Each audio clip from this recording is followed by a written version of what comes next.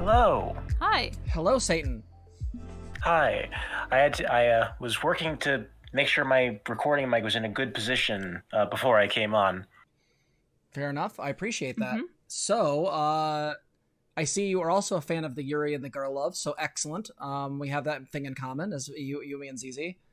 So I guess tell people what your question is. What do you want to talk about today? So the post I made in the call-in stream channel was I was interested in hearing your thoughts on how like broader culture, or at least like the culture that like we are familiar with, like just like American culture broadly, is like the stigma, like the sort of subtle ways that like sex and sexuality are stigmatized in the public field. I know that there's a lot of like overt ways that a lot of us are familiar with in that respect, but I think I wanted to sort of touch on like these smaller, like less obvious ways that like just through like cultural osmosis that we don't notice the ways in which like sexuality and sex are kind of like the stigmas and like the sort of soft demonizations that happen a lot in in that area. No, Yeah, that makes sense. I could probably go off on at least a few things. Please. One thing that I deal with is in queer spaces, I have seen people put spoiler tags when you're in Discord. If you're watching this and you're not familiar with Discord, you can put spoilers. So basically, there's a black box that will appear over text, and you have to click on it to see what's inside of it. But they will spoiler any talk about periods for concern with like triggering dysphoria, but we still end up like going, no, periods are bad. Like it still gives that messaging of no, you can't talk about this. Like this is not a normal bodily feature. But like on the trans femme side of things, there are a lot of trans femmes that are very, very happy to talk about girl dick and just tell you everything about it. And we just don't see that on the same way on the other side. In fact, it's really, really hard to find like forums about trans parts, to actually like figure out what's going on or what pain is normal or what isn't normal, right? Because sometimes like I need this information so I can communicate with my doctors, and it's hard to get the language around it. Or it's hard to even know, oh, wait a minute, no, this isn't like a UTI or a yeast infection. This is something else. God, that took a while to figure out. So I think that's one of them that I notice. What's another one? There's a lot of good ones. I grew up with like a really religious town, so like everybody got really borked versions of this stuff. But like the subtle ways that we get taught not to advocate for ourselves is a big one. And this shows up a lot, I think, in lesbian relationships especially. Because you end up with a lot of people that are both taught not to speak up about consent, to be more submissive, all of that kind of thing. And so you just end up with two people just kind of looking at each other, not really knowing what to do. Because no one really got taught how to be, like, initiative in this way, or that it was okay to be that way in the first place. Because a lot of times that I found with various partners as a teen was this conditioning affected them in all areas of their life, not just sex, but all of them. And that was a really hard one to deal with. So, Yeah, I guess I'll add into this, although I want to speak less from the generalization and speak more about my direct personal experience. So, like, if you're talking about the way we subtly demonize sexuality or sex organs and things like that, I think ZZ's right about the disproportionate way that we talk about dick versus pussy. Like, it just, they are in some ways very there's a very different way in which we discuss them, and some of that I like again the whole girl dick thing for trans women I think is a positive because it's a pushback on the idea that girls don't have dicks nonsense. But there is a way that like when someone gets SRS, I don't see that talked about as much, and it's something that I do find really bothersome. oh, absolutely. Now, beyond just that sort of larger critique, there is something that I do think is also that I've noticed, and I'm going to speak kind of for myself, and this might be a bit cringe, but so I follow a lot of sex workers because often I find their takes pretty solid, and I also want to keep up on what their takes are because, again, I like to listen to that community. But But there are occasionally where, like, I've seen a couple sex workers who will mention, you know, going to an orgy. And hypothetically, in a white room scenario, the idea of being in a room, being sexual with a bunch of people who probably are to some degree attractive, should be something that should be a neutral or even quite possibly a positive thing. I find myself get very negative about it. The idea, like, I'm going to speak very plainly for myself, and this is probably something that was sort of encultured into me, is that the idea of being super sexual with a bunch of people, especially people that are strangers, in a large group, for some reason, just feels scuzzy to me. And I realize that's my own shit. Like, I'm not putting that on anyone else.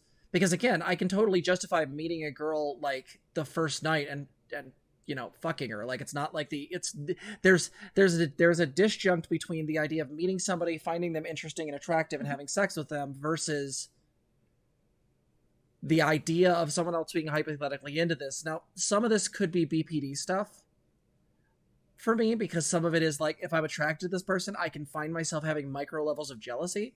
But some of it's not that. Some of it is more like a puritanical, like, you shouldn't do that. And some of that, yeah, there's probably some stuff around that, like, I think is probably true. Like, the idea that, like, if you're going to be in an orgy, let's face it, there's a possibility of STIs. There's also just still COVID. And long COVID debilitates people for long times. So it's not like I'm just talking out of my ass. But some of that doesn't feel like the good argument or the BPD. Some of it feels like just sort of an ick factor that comes with this particular variation of sexual expression. On another level, I think, as far as you're talking about this idea of, like, subtle messaging, there is a way that I actually think that to some degree we are constantly inundated with a mixed message from society about you should want sex and sex is important, but we're not going to talk about it and it's dirty and bad. Oh, yeah, yeah. Because we're able to use it for selling you things. For selling you things, or to make a point, or do these other things. Or social status, yeah. Or social status. But the idea that it's this expression of... But that almost, like, plays into the taboo of it. It plays into the taboo of it, like, in a weird way where, like, that's almost titillating because of the taboo, as opposed to... I see that, yeah. That's sort of what I see... a little bit of, like, what I refer to in, like, how like a lot of conversations, like, publicly go regarding, like, I guess not conversations, but a lot of, like, discourse around the ways that, like, sexuality is kind of, like, commodified and presented on a more public scale. Is you have these elements of, like it brings up it's constantly bringing up, like, the taboo nature of it, and sort of, like, I guess, like, treating it in a sort of, like, adding, like, that kind of taboo element as, like, an appeal in itself, as, like, that being, like, this dark, like, depraved thing, that sort of, like, emphasizing that as, like, a reason that, like, people would be interested in pursuing it, but also... And sort of, like, having that double-edged sword where you have, like, a lot of, like, elements of, this is not something that we should talk about in most spaces, and the spaces where we do talk about it are considered like, less conducive to, like, nuance or more, like, critical thought, I guess. Like, it sort of, like, limits the ways in which, like, we are able to like, sort of think about these on a different level, like, outside of like base moralization about it, which I think is something that, like, for me, like, comes up a lot with these kinds of discussions. Yeah, I think that the problem is that, like, in a lot of ways, like, I think we're all conditioned by this to some degree, and here's where I'm gonna say something spicy, is that, like, I'm seeing some of the comments in chat, and I'm kind of going, yeah, some of this is probably my shit. That's fair. But also I'm going to make the argument that I think some of this is your guys' shit. Like, in a weird way, like, one of the problems that I have is that I also think that people live in reaction to these tropes. Like, there's a way in which I think that sometimes people will live in reaction to these things as well, and sometimes kind of go in a level to which I don't feel super comfortable with, and I can't tell whether that's like my own like puritanical conditioning or whether that's partially a reaction to something genuine. I think honestly that like these things are kind of there regardless, and I think in a lot of cases I'm not really sure how you combat them except on the individual personal growth level. Yeah. Or on Yeah, the I can education definitely level. like yeah. I think that's sort of like where I'm like thinking about it, is because like I'm approaching this from like a rhetorical perspective, because that's where my master's, where I'm studying like my master's with it. Not specifically with this element, but I'm just like rhetoric is like a component of what I'm studying right now. So that's sort of the angle that I approach this kind of subject matter with. But yeah, I definitely see where like the reactionary type, like kind of elements of the way we talk about this kind of come in. And I guess not even reactionary might like not be like the most accurate term like for like connotation wise, just that we have very reactive like ways of like talking about our experiences with like sexual like themes and with our understandings of our own sexualities. I think like I'm like slower on on like getting to like the point with this, because like I'm asexual, so I don't have a lot of the sort of I don't like Can I ask what I don't like flavor? Can I ask what flavor of ace spec? Because people say ace, and they that means a lot of different things. So can you be more yeah. specific? So my version of ace is mostly that like I can understand how sexual attraction like forms, and I'm not aro. I do have like romantic attraction, but I don't like have when I have like a like personal attraction to another person or another group of people. I don't like any physical like attraction that I can bring up. It does not like go to any point where I would want to engage in like a sexual relationship with them. I have like I can engage like contact, like physical contact. It doesn't really go to what would be what like is like broadly considered like yeah like more like sexual, more like physical, like aesthetic attraction. Yeah, I think that's a good like a good descriptor. Got it. Okay. Yeah. So yeah, so you're coming at this from more a cognitive perspective because you understand it as a conceptual thing, but it's not really how you come at it like on a lived experience. Yeah, I think that like trying to understand from like a perspective of someone who isn't like in the headspace that I am, who has like a different like perspective, is sort of what I try to get at with like these kinds of conversations. No, I think that's fair. I think for me the issue is that like when we're talking about this, for me, I experienced sexuality very differently than I did when I was mask presenting. So like, to give a little bit of insight, I've talked about this before, but like I agree with ContraPoints' explanation when she talked about this for herself, which is that to me, male sexuality felt very much like getting a demon out. Basically, you'd be in a situation where you'd be being intimate with somebody, and there would be this sort of rise of sort of attraction and desire, and you kind of feel like a different person. Like maybe that's my own, and maybe there's something with me that's an issue. But hey, bun.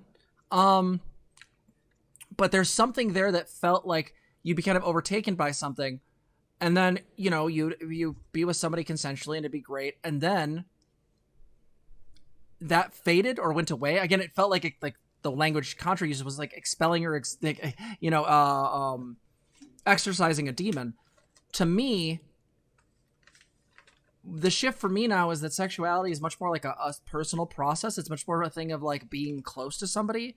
So I don't get the same like sudden overwhelming desire for a person as much as I the idea of being closer to that person matters for me. So I experience a lot of it as like a lot of these internal pushes and pulls. And so for me, like, I don't know, I guess I feel like in a lot of ways the way the messaging hits me now is different too, because I feel like those messages about, you know, women not being, you know, quote unquote, what is it? Brutus in YouTube chat said, you know, you can't be hypersexual, you can't be ace, you have to be just right. Those messages really look way more apparent to me now than they did back when I was mask presenting, because of the way, especially the way people engage with me too. So I think that's a thing for me as well. The problem is we're talking about this in really strong vagaries, and the issue is that, like, I'm not sure where to come at it from other than my own personal experience. I guess what I'd ask you is there a specific, like, aspect of the messaging or a specific message that you're kind of pointing at in this? So, like, the thing that sort of got me to start thinking about this earlier was the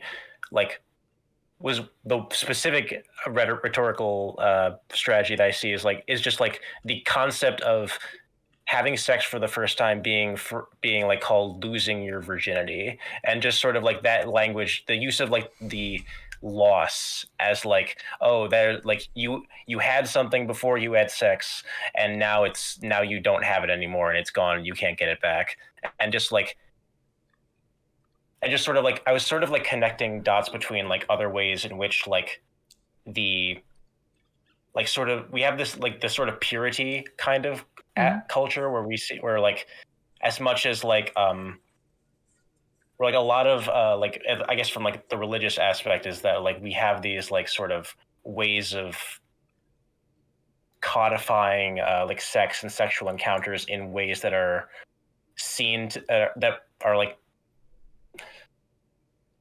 justified as like more or explain or rationalized, I guess better term, as like more like morally like acceptable than other forms. And like they use that language of like purity, of like keeping that kind of that kind of like divine kind of energy, and it's a lot of it is framed around like the sort of like that sort of like very uncomfortable for like framework of like the female body in a lot of ways that I've seen in that sense. Well, and I'll say this, there's two things. I'll say one is that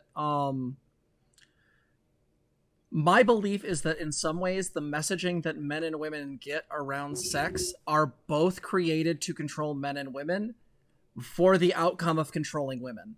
That would be the way I would frame that, is that in some ways, in a lot of ways, like there's no other recourse as far as outcomes, where somebody is, if you're telling men that they should have sex as much as possible because that is how you determine their value, and you're saying to women, don't give it up unless you're absolutely sure, because if you do it too much, you're a whore, then what this creates is a circumstance by which, like, that's just untenable. Those are very different messages that don't work together. And what it inevitably ends up creating is that women can never actually aspire to that level of purity because men are always seeking to take it away. And to me, both of those are control mechanisms against both sexes, right? Both genders.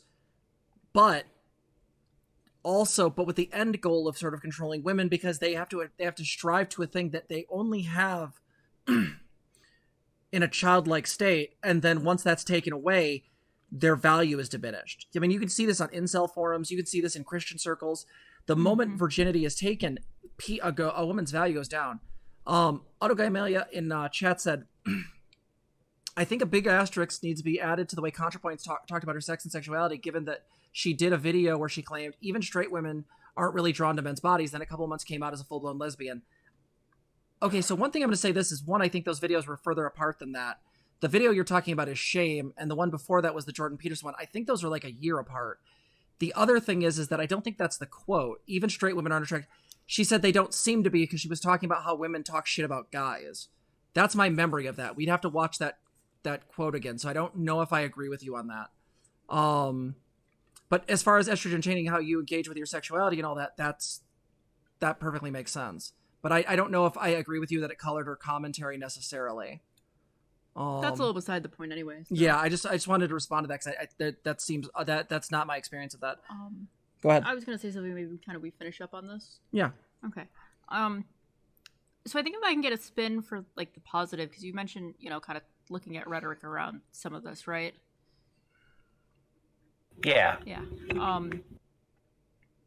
the thing that I think I've had the most luck with, especially like when my friends are really stuck on something or like people are trying hard to piece through this, is that there's a couple concepts I try to get across. Sexuality in a broad sense is a pretty big one, all right? And that your sexuality can include all of these different factors, right? Aesthetics, physical stuff. It doesn't have to be just like how you have intercourse. Like that's not just what your whole sexuality is. And so from that as well, that is also a way that people are always learning and growing. You know, we talked about development in our last video. There is a way that people do have a lot of development in their sexuality, especially a lot of queer folks. No, we do a lot of work to looking at ourselves, looking at how we relate to ourselves, about how we relate to other people, you know, be that an individual or a group, right? We do a lot of that work. And so when people start getting this, start feeling like, oh, this is something that I can just learn and grow through, and that is just part of me, right? It's just mine. A lot of times I find that they kind of get that freaking look on their face of, oh, I can chill out now. Or, oh, it's okay that my kid's lesbian because, like, no, their life isn't over. They're just at one juncture, and there's tons of different ways that they can keep going and experiencing the world, right? Like, this doesn't actually stop them from anything. And so those are the two things that I like to get across is sexuality being, you know, a larger overarching thing, using a larger definition of it, and this being a way that we can learn and grow. Yeah, I feel like to some degree, I'm not really able to engage with the question, not because I don't think it's a good question, but because I feel like we're being so vague around it that, like, to get, like, are we talking about this from a feminist lens? Are we talking about this from a interpersonal lens? Are we talking about this from a queer lens? Like, I guess the problem is that, like, we're talking about a very overarching vagary that is, I guess, meta-contextual. Well, and so, yeah, I figured like that's the best I think we can do at the moment. Does that make sense? Yeah, I definitely can see that, like, and this is one thing I wanted to try and, like, not do for, like, this conversation specifically, is because I know that there's a lot of people, like, who are talking, so I don't want to, like, have this take up a lot of time. So I think that, like, touching on, like, generalities and, like, some instances where we have personal experiences, and more personal, like, things that, like, that we can bring up that make sense in regards to the general conversation, is broadly what I wanted to try and, like, have for this. And I think that what we did was a very good convo here. I just wanted to make sure that, like, I didn't take, like, a ton of time for a question, but also had, like, something of, like, of substance come from this. And I think you did. I think I just feel bad because I feel like I would want to go more into specifics, but it's very hard with such a wide ranging question. I also do agree with Chad. Autogot Amelia said this, and a few other people did as well. Is like a lot of this notion around purity we were taught from our previous part of the conversation is by nature cringe. And I think that's a thing that I would actually invite everyone to consider as one of the major tenets by the idea of purity or whatnot. This idea that purity is somehow attainable by humans is just not a real thing. And if you can bring that into yourself, I think it really does.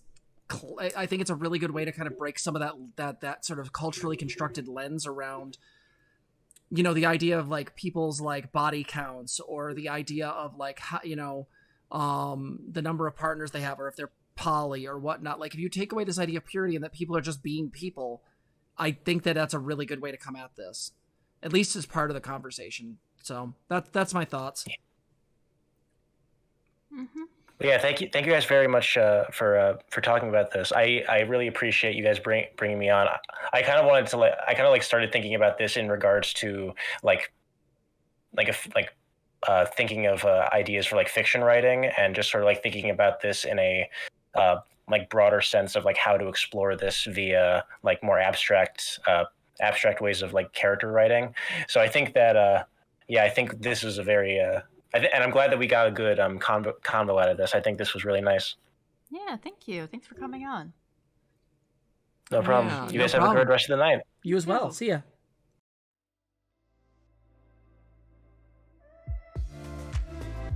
If you like this video, please like, comment, and subscribe. Also, consider donating to us. You can support us on our website, transgirltherapist.org. You can also help us on our Patreon, link below, or you can become a member here on YouTube. Thank you so much for watching.